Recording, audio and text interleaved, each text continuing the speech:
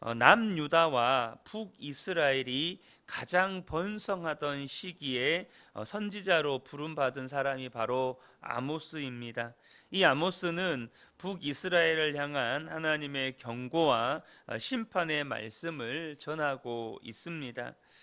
많은 사람들은 예를 들어서 이렇게 번성하면 그 번성한 것에 집중을 합니다. 이건 사람들의 본성인 것 같아요. 사람 눈에 보이는 화려함, 눈에 보이는 그 흥왕함, 눈에 보이는 그 번성함에 시선을 빼앗기는 것 같습니다. 그러나 오늘 본문에서 하나님께서는 이스라엘이 가장 번성하던 시기에 아모스 선지자를 일으켜 세우셔서 그들이 그만큼 번성했다는 건 뭘 의미하냐면 그들의 죄가 지금 그렇게 극에 달해 있다는 것입니다. 사람들이 집중하지 않는, 그래서 사람들은 관심도 갖지 않는 그들의 죄를 하나님께서 아모스 선지자를 통해서 들추어 내시는 것이죠. 1절을 보면 유다 왕 우시야 시대 곧 이스라엘 왕 요아스의 아들 여로보암 시대 지진전 2년에 드고와 목자 중 아모스가 이스라엘에 대하여 이상으로 받은 말씀이니라. 지금 하나님께서는 특별히 이 1절에 보면 드고와 목자 중 아모스라고 이렇게 말씀하고 있습니다. 지금 이 하나님께서 아모스 선지자를 통해서 북이스라엘에 대해서 말씀하실 때 아모스의 직업을 직접적으로 언급하십니다. 그것은 아모스의 직업은 선지자가 아니라 목자였다는 것입니다. 보통 하나님께서는 뭐 엘리야 시대 때나 엘리사 시대 때 선지자 학교가 있었고 이렇게 선지자들이 양성되었다는 것을 우리는 알 수 있습니다. 그래서 하나님께서 보통 이렇게 하나님의 예언의 말씀을 보내실 때 선지자 중 한 사람을 일으키셔서 이렇게 예언의 말씀을 전하시는 경우가 많은데 하나님께서 목자 중에 한 사람인 아모스를 이렇게 불러 세우셔서 하나님의 말씀을 전하고 있다는 것입니다. 그것은 그만큼 이스라엘의 죄가 심각했다는 것을 우리에게 알려주십니다. 보통 선지자가 한 사람의 선지자로 세워지기까지 훈련과 교육이 필요하잖아요. 시간이 필요합니다. 그런데 지금 아무런 훈련도 되지 않고 말 그대로 어떤 직업적으로 보면 어떤 자격도 갖추어지지 않는 목자 중에 한 사람, 특별히 목자는 당시 천대받던 직업 중에 하나였는데 이렇게 목자 중에 한 사람을 하나님께서 급하게 세워서 이렇게 보내셨다는 것은 그만큼 북이스라엘의 죄가 심각했다는 것입니다. 오늘 본문을 보면 하나님의 말씀은 단지 이스라엘만이 아니고 이스라엘을 둘러싸고 있는 이방 인접국들을 향하고 있는데요. 우리가 읽었을 때는 먼저 다메섹 아람이라는 나라에 국한되어 이 다메섹에 관한 구절만 우리가 읽었습니다. 그런데 그 뒤에 보면 쭉 그 이방 인접국에 대한 하나님의 예언의 말씀이 계속해서 소개가 됩니다. 그래서 보시면 에돔, 또 모압, 암몬 뭐 이렇게 계속해서 소개가 되거든요. 왜 그들을 향해서 하나님께서 이렇게 예언의 말씀, 심판의 말씀을 하셨냐면 이들이 최소한의 국제법도 지키지 않았기 때문입니다. 그래서 지금 이 하나님께서 심판의 말씀을 전하고 있는데 2절을 보면 그가 이르되 여호와께서 시온에서부터 부르짖으며 예루살렘에서부터 소리를 내시리니 목자의 초장이 마르고 갈멜산 꼭대기가 마르리로다 라고 말씀합니다. 특별히 2절에 보면 시온에서부터 부르짖으며 예루살렘에서부터 소리를 내시리니 라는 구절이 나옵니다. 이것은 뭐냐면 이 북왕국이 북이스라엘이죠. 북이스라엘을 왕국의 관점에서 고발한다는 뜻인데요. 그것은 성전을 버리고 베델과 단에 금송아지 제단을 세우고 이 금송아지와 우상을 섬기는 북이스라엘의 죄가 얼마나 심각하고 엄중한 죄인지를 보여주는 구절입니다. 그래서 그들이 하나님 앞에 이렇게 우상을 숭배하고 그러므로 말미암아 하나님의 심판을 받게 되는데 2절 하반절을 보면 말라서는 안 되는 목자의 초장이 마르고 갈멜산 꼭대기가 마른다라는 이 말씀이 나오는데요. 바로 하나님이 얼마나 심각하게 심판하실 것인지, 얼마나 엄중하게 심판하실 것인지와 그로 인해서 북이스라엘이 얼마나 황폐하게 될 것인지를 예고해 주는 것입니다. 그제 새벽에요, 왜 사람들이 그렇게 하나님보다 우상 숭배를 추구하는 것인지에 대해서 잠깐 나누었습니다. 여러분, 사람들이 왜 우상을 추구하냐면 이 우상이라고 하는 것은 자신의 욕망과 탐욕을 위해 쉽게 이용할 수 있기 때문입니다. 여러분, 예를 들어서 사람들이 점을 보러 가요. 돈만 내면 얼마든지 여러분 점쟁이를 쉽게 이용할 수 있습니다. 돈만 내면 할 수 있는 거예요. 근데 하나님은 우리에게 절대 돈만 요구하시지 않거든요. 하나님은 우리에게 하나님의 말씀에 순종할 것을 요구하십니다. 우리의 탐욕과 우리의 육신의 정욕을 십자가에 못 박고 온전히 십자가를 지고 주님을 따를 것을 요구하십니다. 그러니까 여러분, 우리가 갈라디아서 2장 20절의 말씀처럼 여러분, 내가 그리스도와 함께 십자가에 못 박히지 않으면 여러분 절대 예수님 못 따릅니다. 내가 죽지 않으면 절대 예수님을 따를 수가 없어요. 내가 원하는 길이 아니라 하나님이 원하는 길로 못 갑니다. 그래서 여러분, 우상을 이용하는 이유가 그겁니다. 내가 얼마든지 쉽게 이용할 수 있거든요. 자기 입맛에 맞게 얼마든지 바꿀 수도 있습니다. 이 점쟁이 갔다가 저 점쟁이 갔다가 내 마음대로 얼마든지 바꿀 수가 있어요. 그래서 여러분, 우상 숭배를 하는 순간에 보면 무언가 자기 생각대로 되는 것 같고, 그래서 자기를 행복하게 해주는 것 같습니다. 그러나 본문이 우리에게 분명하게 가르쳐 주는 건 뭐냐면 우상 숭배의 결과는 하나님의 심판이고 멸망이라는 것입니다. 우상 숭배의 결과는 심판과 멸망이라는 거예요. 여러분, 우상 숭배가 무서운 건 뭐냐면 이것은 마치 마약이나 어떤 중독처럼 스스로 끊어낼 수가 없다는 것입니다. 여러분, 우상 숭배는요, 자기 스스로 절대 끊을 수가 없습니다.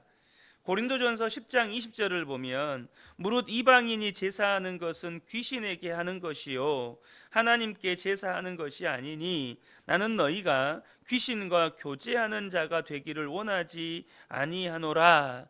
이 우상 숭배, 그러니까 이방인들이 제사하는 것이 무엇인지를 사도 바울은 분명하게 언급합니다. 여러분, 우상 숭배가 뭐 하는 일입니까? 귀신과 교제하는 것입니다. 귀신과 교제하는 것인데, 여기서 말하는 귀신과의 교제는요, 하나님과의 교제와는 전혀 다릅니다. 하나님과의 교제는 인격적인 교제입니다. 다시 말하면 내가 하나님을 향해서 마음을 열지 않으면 하나님이 우리 마음 안에 들어오시지를 못합니다. 들어오시지를 않습니다. 내가 원할 때 하나님은, 내가 마음의 문을 열면 하나님께서 내 안에 들어오셔서 나와 더불어 먹으십니다. 그런데 여러분, 여기서는 교제라는 표현이 써져 있지만 이 귀신과 교제한다는 말은 무슨 말이냐면 내가 귀신의 종이 된다는 뜻입니다. 내가 사단 마귀의 노예가 된다는 뜻이에요. 여러분, 노예는요 어떻습니까? 자기가 원한다고 해서 노예의 신분을 풀릴 수가 있습니까? 내가 원한다고 해서 노예의 신분을 벗어버릴 수가 있습니까? 절대 자기 스스로 자기 힘으로 이 노예의 신분을 벗어버릴 수가 없습니다. 그래서 여러분, 노예의 신분은 뭐냐면 반드시 값을 지불해야만 노예의 신분에서 벗어날 수가 있습니다. 그래서 예수님께서 여러분, 우리 마귀의 노예였던 우리에게 값을 지불하셨습니다. 무엇입니까? 바로 십자가에서 자신의 목숨값을 지불하신 것입니다. 죄의 삭은 사망이기 때문에 마귀의 종된 사람들은 반드시 사망의 값이 지불되어져야만 여러분 거기에서 자유로울 수가 있는 거예요. 그래서 여러분, 이 땅에요, 이게 불교든 유교든 이슬람교든 여러분 한번 보세요. 본인 스스로 이슬람교의 굴레를 벗어난 사람이 있습니까? 본인 스스로 유교나 불교의 굴레에서 벗어난 사람이 있습니까? 없습니다. 그런데 어떤 곳에서만 이 마귀의 종된 굴레에서 벗어날 수 있는 것입니까? 복음이 들어간 곳에서만 여러분, 이 불교든지 유교든지 이슬람교든지 그 마귀의 종된 굴레에서 벗어나는 역사가 있는 것입니다. 절대 우상 숭배는요, 여러분, 나를 행복하게 해주는 게 아닙니다. 내 탐욕과 내 욕망을 막 성취시켜 주는 것 같아요. 절대 속으시면 안 됩니다. 종 되는 겁니다. 마귀의 종이 되는 거예요. 그래서 여러분, 복음이 들어간 곳에서만 이렇게 여러분 이 종된 굴레에서 벗어나는 역사가 있는 것입니다. 우리가 예수를 믿어도 똑바로 믿어야 되는 이유가 여기 있습니다. 예수를 똑바로 믿지 못하면 여전히 마귀의 종으로 살아가는 것입니다. 여러분, 모양은 교회에 나와서 예배도 드리고 뭐 찬송도 부르고 봉사도 하는 것 같아요. 그러나 그 내면은 여전히 돈의 종으로 살고 있고 탐욕의 종으로 살고 있고 쾌락의 종으로 살아가고 있는 분들이 여러분 많습니다. 정말로 예수님 똑바로 믿으셔야 합니다. 아모스 선지자는 우리가 방금 읽었던 다메섹, 그러니까 북동쪽에 위치한 다메섹, 남쪽으로는 가사, 북서쪽으로는 두로, 또 남쪽으로는 에돔, 동쪽으로는 암몬, 또 남동쪽에는 모압에 이르기까지 이 각 나라의 죄악을 조목조목 언급하면서 심판을 선언합니다. 이 주변 나라들은 힘없는 나라들을 침략하고 탈취하며 이 반인륜적인 죄를 저질렀습니다. 우리가 3절 한 절만 다시 한번 볼 텐데요. 하나님께서 각 나라의 심판에 대해서 예언하실 때 동일하게 반복되는 말씀이 나와요.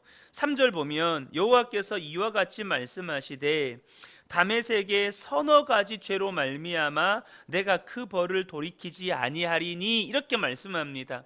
이후로도 계속해서 반복되는 말씀이 뭐냐면 서너 가지 죄로 말미암아 내가 그 벌을 돌이키지 아니하리니, 바로 이 구절입니다.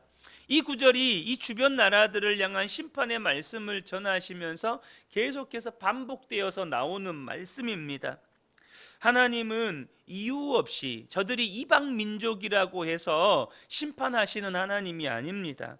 무엇 때문에 심판하시는 것입니까? 저들의 죄로 말미암아 심판하셨다는 것입니다. 여기서 우리는 두 가지 사실을 알게 됩니다. 첫 번째는 뭐냐면 하나님은 이스라엘만의 하나님이 아니라 모든 민족이 하나님이시라는 것입니다. 이스라엘만의 통치자가 아니라 열국의 통치자요 심판자시라는 것입니다. 오늘 이것은 본문 아모스서에서만 말씀하시는 게 아니고 성경 전반에 걸쳐서 우리에게 말씀해 주시는 것입니다. 저는 기독교에 관한 비판 가운데 종종 이런 비판을 하시는 것을 들어본 적이 있습니다. 그 뭐냐면 우리가 왜 이스라엘 신, 서양 신을 믿어야 되고 우리가 왜 남의 나라 역사를 알아야 되느냐라는 비판입니다. 우리가 왜 서양 신을 믿어야 하냐는 거죠. 이것은 그분들의 편협한 소견에서 비롯된 비판입니다. 그분들은 하나님을 한 민족의 신 내지는 한 지역의 신으로 이해를 한 것이죠. 여러분, 하나님은요 모든 인생을 창조하신 하나님이십니다. 그러므로 하나님은 모든 민족의 하나님이십니다. 하나님은 결코 어느 한 민족의 하나님이 되실 수가 없습니다.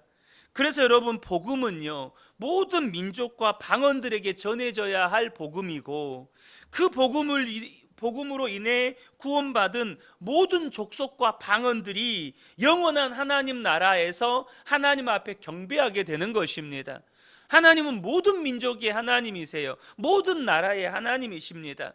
또 하나 우리에게 알려주는 것은 뭐냐면, 죄는 임계점에 다다르면 하나님은 결코 묵과하지 않으시고 예외 없이 하나님의 공의로 심판하신다는 것입니다. 그 대표적인 사건이 소돔과 고모라 사건입니다. 하나님께서 심판을 행하시기 전에 아브라함을 만나셔서 이런 말씀을 하십니다. 창세기 18장 20절 21절에 보면 여호와께서 또 이르시되 소돔과 고모라에 대한 부르짖음이 크고 그 죄악이 심히 무거우니 내가 이제 내려가서 그 모든 행한 것이 과연 내게 들린 부르짖음과 같은지 그렇지 않은지 내가 보고 알려 하노라 라고 말씀합니다. 그 죄악이 심히 무겁다라는 말은 무슨 말이죠? 그 죄가 하나님의 심판의 임계점에 다다랐다는 뜻입니다. 여러분, 죄는요, 임계점에 닿으면 하나님이 반드시 심판하십니다. 하나님은 오래 참으시지만 영원히 참으시는 하나님이 아니십니다. 저와 여러분이 이 하나님을 아셔야 합니다. 하나님은 공의의 하나님이시기 때문에 죄가 임계점에 다르면 반드시 심판하십니다. 그 하나님을 바로 알면 여러분, 우리가요, 함부로 죄 지을 수 없습니다. 혹 죄 짓고 넘어지더라도 여러분, 바로 돌이켜 회개하게 되는 것입니다. 저는 우리 성도님들이 하나님을 사랑하는 분들이 되시기를 축복합니다. 그러나 동시에 하나님을 두려워할 줄 아는 성도님들 되시기를 축복합니다. 그 공의의 하나님을 두려워할 줄 알면 여러분, 우리가요, 죄를 함부로 지을 수 없습니다. 혹 넘어지더라도 하나님 앞에 돌이켜 회개하는 성도들이 되는 것입니다. 이 새벽에 함께 예배하는 우리 모든 성도님들 가운데 정말로 하나님을 바로 알고 섬기는 복된 은혜가 있으시기를 예수님의 이름으로 축복합니다. 아멘.